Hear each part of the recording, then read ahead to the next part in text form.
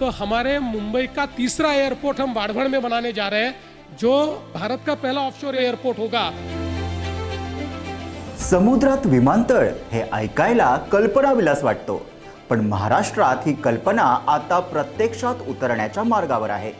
पालघर जिल्ह्यातील वाढवण परिसरात देशातील पहिलं समुद्रातील विमानतळ उभारण्याची प्रक्रिया सुरू झाली आहे। मुंबईवरील वाढता ताण कमी करणे, कोकण किनारपट्टीचा विकास करणे आणि भारताच्या पायाभूत सुविधांना नवी दिशा देणे हा या प्रकल्पामागचा उद्देश आहे।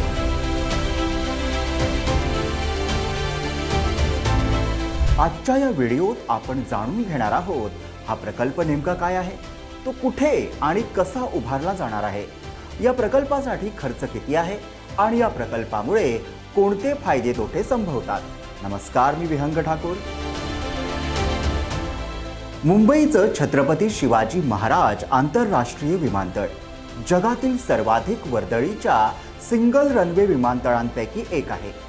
नवी मुंबई आंतरराष्ट्रीय विमानतळ सुरू झाल्यानंतरही 2030 नंतर वाढणारी प्रवासी संख्या लक्षात घेता तिसऱ्या विमानतळाची आवश्यकता भासणार असल्याचं अनेक अहवालांमधून स्पष्ट झालं।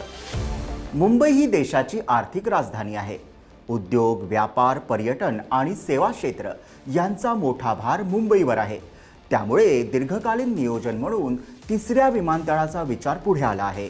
हा प्रस्तावित विमानतळ पालघर जिल्ह्यातील डहाणू तालुक्यात वाढवण किनाऱ्याजवळ थेट समुद्रात उभारण्यात येणार आहे, ज्या ठिकाणी वाढवण बंदराचा महत्त्वाकांक्षी प्रकल्प उभारला जातोय। त्याच प्रकल्पाचा एक भाग म्हणून या सी एअरपोर्टची आखणी करण्यात आली आहे। म्हणजे बंदर आणि विमानतळ एकत्र येऊन हा भाग भविष्यात मोठं लॉजिस्टिक केंद्र बनू शकतं। आता तुम्हाला प्रश्न पडला असेल, समुद्रातील विमानतळ म्हणजे काय? तर समुद्रात विमानतळ म्हणजे जमिनीवर न उभारता समुद्रात भराव टाकून तयार केलेल्या कृत्रिम बेटावर विमानतळ उभारणे। याला तांत्रिक भाषेत लँड रिक्लेमेशन असं म्हटलं जातं। जगात यशस्वीपणे उभारलेले असे विमानतळ आधीपासून अस्तित्वात आहेत। जपानमधील कांसाई विमानतळ, हाँगकाँगचा चेक ला कोक विमानतळ ही त्याची उदाहरणं आहेत। भारतामध्ये पहिल्यांदाच असा प्रयोग महाराष्ट्रात केला जाणार आहे। या विमानतळासाठी समुद्रात भराव टाकून सुमारे 4 ते 5 किलोमीटर लांबीचा रनवे उभारला जाणार आहे। कनेक्टिव्हिटीसाठी वाढवण बंदर, मुंबई वडोदरा द्रुतगती मार्ग आणि रेल्वे नेटवर्कशी जोडणी प्रस्तावित आहे। यामुळे प्रवासी वाहतूक आणि मालवाहतूक दोन्ही अधिक वेगवान होणार आहेत। या प्रकल्पाचा अंदाजे खर्च 45 ते 50 हजार कोटी रुपयांच्या दरम्यान असण्याची शक्यता आहे। समुद्राच्या लाटांपासून संरक्षणासाठी भक्कम ब्रेकवॉटर उभारले जातील। विमान वाहतूक नियंत्रणासाठी अत्याधुनिक डिजिटल आणि AI आधारित प्रणालीचा वापर करण्याचा प्रस्ताव आहे। हा परिसर विमान, जहाज, रेल्वे आणि रस्ता या चारही माध्यमांचा समन्वय साधणारा मल्टी मॉडल हब म्हणून विकसित केला जाणार आहे। यामुळे मुंबईवरील प्रवासी भार कमी होणार आहे। पालघर, बोईसर आणि गुजरातच्या सीमावर्ती भागातील नागरिकांसाठी हे विमानतळ सोयीस्कर ठरणार आहे। वाढवण बंदरातून येणारा माल थेट विमानाने परदेशात पाठवता येणार असल्याने लॉजिस्टिक क्षेत्राला मोठी चालना मिळेल। पालघर आणि बोईसर MIDCतील उद्योगांना आंतरराष्ट्रीय बाजारपेठेशी थेट जोड मिळणार आहे। कोणताही मोठा प्रकल्प आव्हानांशिवाय पूर्ण होत नाही, तशी वाढवण सी एअरपोर्ट समोरही आव्हानं आहेत।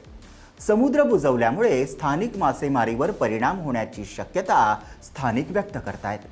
डहाणू आणि पालघरमधील मच्छीमार बांधवांनी त्यांच्या उपजीविकेच्या साधनांवर गदा येईल अशी भीती व्यक्त केली आहे। तसंच जागतिक तापमान वाढीमुळे समुद्राची पातळी वाढत असते, त्यामुळे अशा प्रकल्पांची सुरक्षा सुनिश्चित करणं हे मोठं इंजिनिअरिंग आव्हान आहे।